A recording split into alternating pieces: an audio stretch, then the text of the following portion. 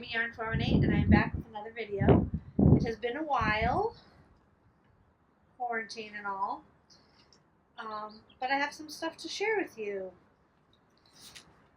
So I guess my last video was on 4/11. You know, not much has changed in the world. We're still under quarantine and social distancing and all that, so lots of time for knitting in theory. But, you know, you still have to, I hope the wind is not going to be a problem. You still have to get your day-to-day stuff done, and we've taken on some house projects in the interim. I really hope that's not going to be an issue. But anyway, I'm here to show you what I've been working on. The first thing I finished was a couple of Mill Hill kits, and these are some of my favorite little cross-stitch projects to work on. The first one was already started, and it is s'mores. And they come with the beads and everything, and beading is my absolute favorite part of this. And then I also finished this swallowtail. Just love them. Very blingy, and I just back them with some felt. And I use a ribbon for hanging on the all-year Christmas tree. The other thing I've been working on has been a bunch of sweaters for the new baby. And Sadie. Not a bunch, a couple. The first one I knit was this. This is a 12-month size. This is called Lime Pop. I have knitted before. It actually calls for a button band, like a small button closure up here, but I left that off because honestly I started to knit the ribbing in the round before I realized I had made a mistake, so I just kept going. And this is a 12-month size, so by that point it should be easier to maneuver the baby, I think. Or maybe not, who knows, probably be flailing around. And I love this color, this green color. These are not up on my Ravelry. They are up on my Ravelry, but they don't have pictures yet. That's on my list of things to do today. The next thing I finished was also for the baby, and this is the little coastal. It's a cute little cabled sweater. This is in the 6-month size because I'm thinking the baby's due next month, that, you know, maybe in the fall for family photos, if they want to, the baby could wear it. Especially because I made this one in the 6-month, and then I made this one in the 8-year size for Sadie, so they could be matchy-matchy. Like not matchy-matchy, but matchy-matchy enough. And I actually have yarn to knit this sweater for myself, but I am going to omit the cabling on the sleeves. I'm just going to do stockinette sleeves when I get to it. I might start it immediately. I might not. I'm not exactly sure about where I want to go, but this is just so cute. What do I say? So stinking cute. I let Sadie pick which color she wanted for herself and which color for the baby. So she wanted navy blue because I haven't knit her a lot of navy blue sweaters. It was exactly what she told me. But that's okay. So I did that, and that's all I finished. I have one active WIP. I believe I showed you the sweater I was starting for Kristen. I haven't made any progress on it at all. But I did make progress a little bit on these socks, which I'm pretty sure I showed you before. This is a Knitology yarn, and the color is a polyester. I have to change my project page. I spelled it wrong. Anyway, last night, I'm making a mess everywhere. Last night I finished the first sock, with the exception of the Kitchener. I was watching TV with Kristen and Tom, and I just didn't have the wherewithal to Kitchener. I didn't want to go get a needle, so instead if I can find it, here it is. I cast on the very beginning of the second sock. Not too much progress on that just yet. Oh, I should show you the correct side. That's the front. Anyway, that's really my only active WIP. I have been, when I'm downstairs, adding a square or two to my Scrappy Happy blanket. I am nowhere near on schedule for my goal for the year, but I'm not stressing out over it too much. Not actually at all. Let me pick these things up and then I can look at my notes, because there was something else I was going to tell you and I cannot remember what it is.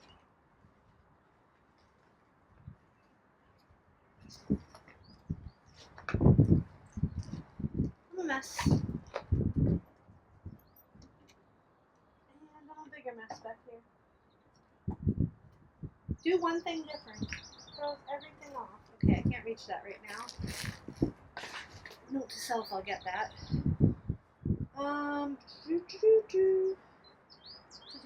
Oh, I was going to talk to you about my craft room. I had put out the video of conquering the craft room chaos. Is that what I called it? Yes.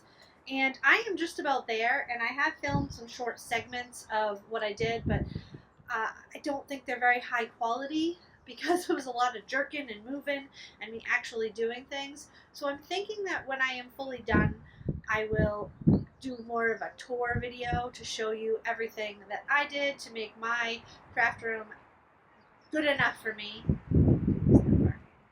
Oh well. So that will be coming down the pike.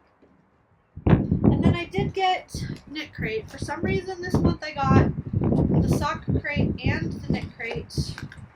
I'm not exactly sure how that happened, but they did it a little different this month because of social distancing. This is the April 2020. And what I received for the sock crate was this skein of Vidalano Heathered Sock by Knit Crate in the color Toffee. It's more red than orange. I'm not exactly sure what you are seeing there. And this is 40% merino, 40% Peruvian Highland wool, 20% nylon, which I've never worked with that mix before, so that will be interesting to try. 436 yards, 100 grams. There is no superwash in here. Interesting. So we'll try that at some point.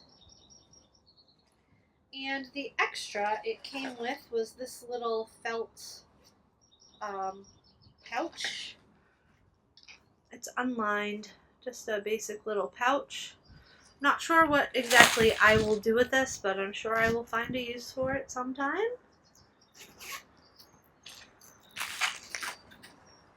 And I will mention again, I do not receive these knit crates for free. I do pay for them. This is April again. This is the regular knit crate. And in that one, I got Uru yarn sugared sport in the colorway Ruby, which is 70% superwash merino, 20% nylon, 10% stellina, 300 yards each. And let me show you it. Initially, when I got this, I thought I was going to make a Clara dress for potentially the new baby, if the baby's a girl.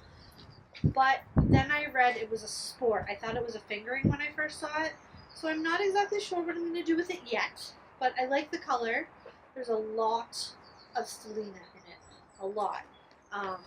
So it'll be interesting to see how it works out. I mean, it's 10% stellina. It looks like a lot more. It looks like Stellina City.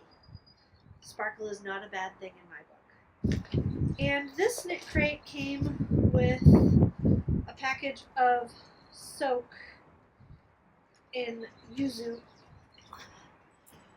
which I will probably give this to a friend because I can't do scent with my skin. But I do love soak. I just generally go for the unscented because my skin is super sensitive.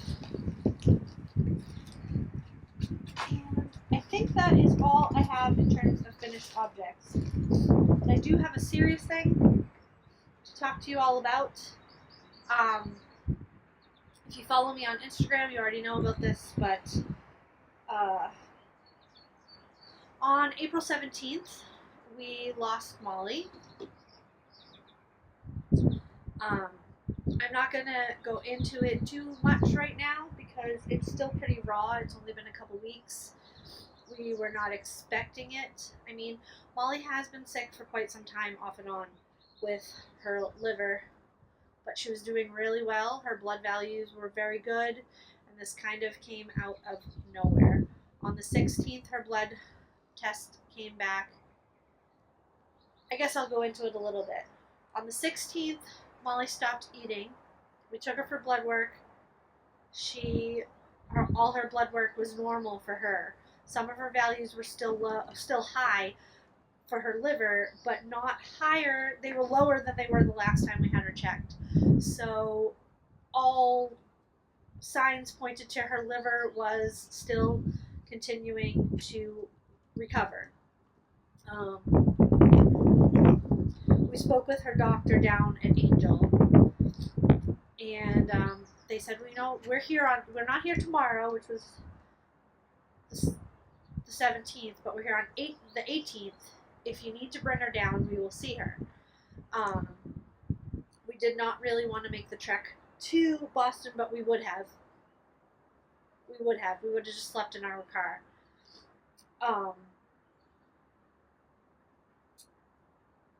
The night of the 16th, I took her back to the vet because she still wouldn't eat. She had stopped vomiting, but she still wouldn't eat, and she was extremely anxious and she couldn't settle down, which is so unlike her.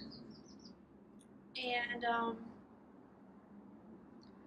it wasn't our normal vet, and I got a little pushy and I asked for a very specific test because they thought she may have pancreatitis, and they said they had this SNAP test, and I said, well, let's do it. The other thing that was going on in the morning is she had a fever, which she's never had a fever before. So we couldn't find a thermometer anywhere. Our dog thermometer, of course, died that day. So we brought her back to have her temperature taken and to have this, then ultimately decided to have the SNAP test done. And the SNAP test came back that it was likely that irregular. So it meant it was likely that she had pancreatitis. Pancreatitis is not in and of itself deadly. So we felt a bit optimistic. Tufts weighed in with our vet, told them some things they wanted her to have. They wanted her to have fluids. They were worried that she was going into an Addisonian crisis, which I can't tell you what it is. Kristen could, but she wasn't. So we brought her home, and we were told 24 hours strict no food, but she could have water to try and give the pancreas a little bit of time to recover. On Friday, her vet came back in and called us and said the next step would be to do an ultrasound. And thankfully there's an ultrasound, I don't know what they're called, an ultrasound specialist who works with our vet. She actually used to be a vet at the same office. And they called her and she was willing to come in, so Molly was scheduled to have an ultrasound in the afternoon. Molly on Friday was very lethargic. After the day before being very anxious, she was very lethargic.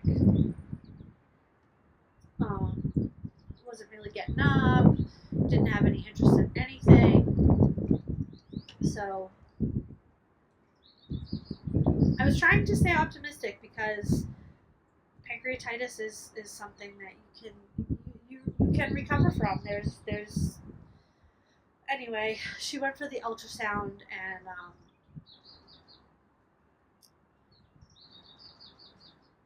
the ultrasound showed that her gallbladder needed to be removed like yesterday. She was severely blocked.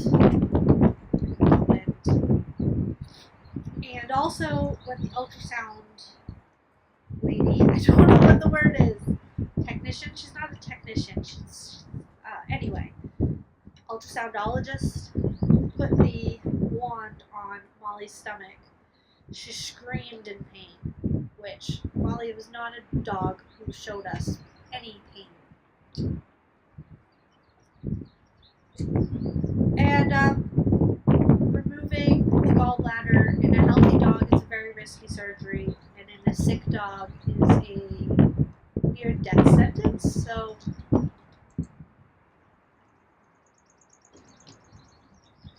we had to say goodbye. Alright, I'm gonna stop. Anyway, Molly passed away on Monday. And it hasn't really been the same since. I mean, can it ever really be the same?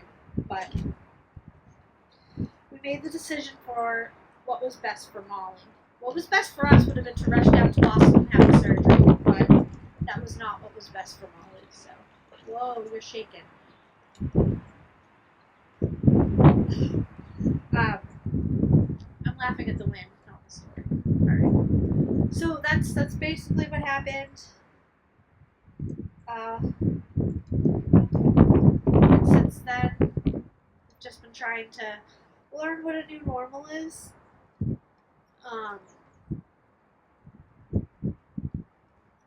Yeah. I guess that's it. Alright, so that is all I have for today. I don't have any plans on what I'm going to work on next. I have some ideas, but I'm really just going to work on whatever strikes me at the moment and go from there. So stay in the near future. I suspect there will be the craft room video I was just speaking of, more TGIFs, and we'll see what the future brings. Hope you guys are doing well, and until next time, I'll talk to you later.